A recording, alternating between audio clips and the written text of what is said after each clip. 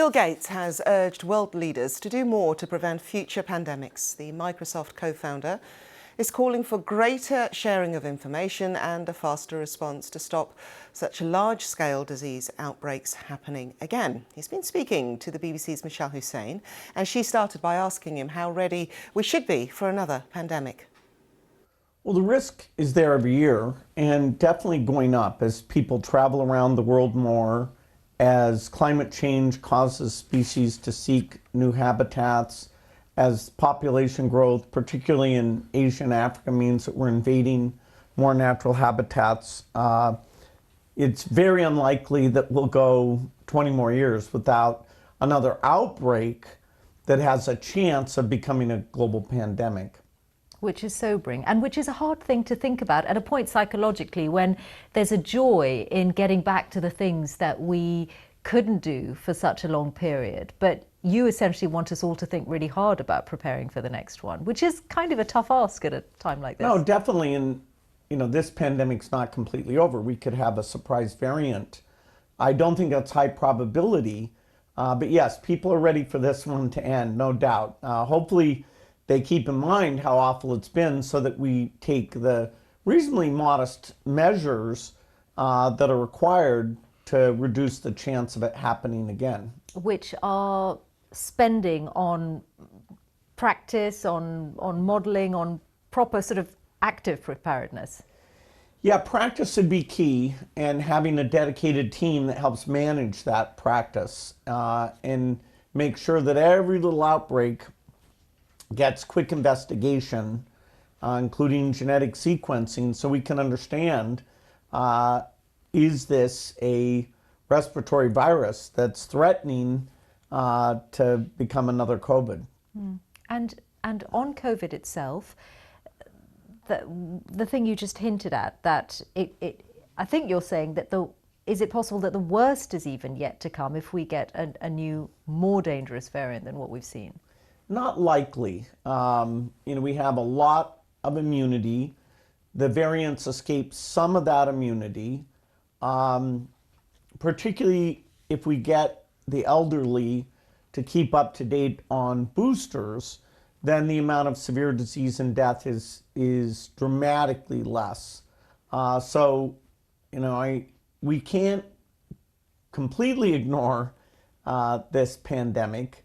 But we don't yet have tools like where you take the vaccine once and you're protected for life and it stops you from getting infected. That's the kind of tool that we need to really put this behind us and for future pandemics. Do you think any of the kind of preparedness you'd like to see is really going on as you look around the world now?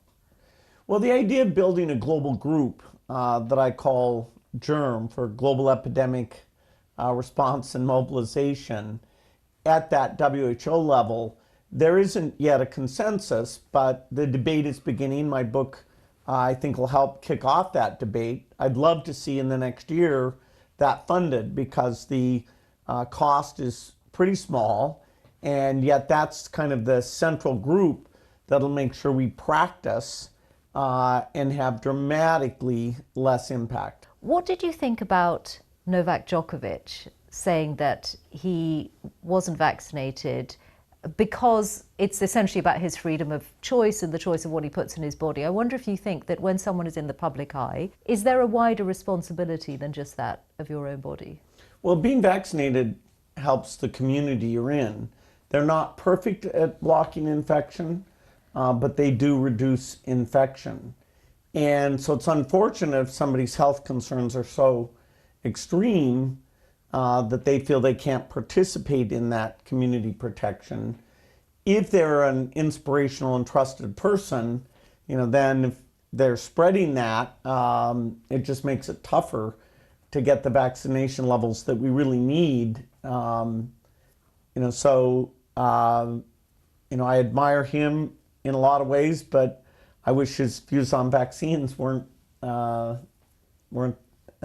that way. On you personally, you've had a big change in your life in the last year with the end of your marriage. How has that affected you? Well, my life is very different. My kids are gone from the house. The last one left for college a year ago.